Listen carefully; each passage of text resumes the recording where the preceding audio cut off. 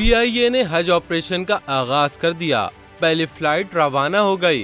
कराची से कौमी एयरलाइन का कबल हज ऑपरेशन का आगाज हो गया। तर्जुमान PIA के मुताबिक कौमी एयरलाइन की पहली कबल हज परवाज PK 743 जिन्ना इंटरनेशनल एयरपोर्ट से मदीना मुनव्वरा के लिए रात 3:30 बजे रवाना हुई, जहां PIA के chief operating officer Amanullah Qureshi ने आज़मीन हज को जिन्ना इंटरनेशनल एयरपोर्ट से रुखसत किया। एयरपोर्ट पर आज़मीन हज को हार भी पहनाए गए।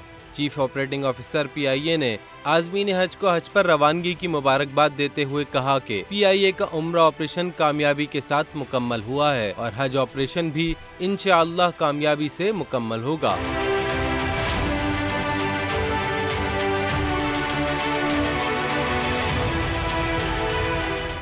सब्सक्राइब करें और बेल दबाएं ताकि कोई खबर रह न जाए।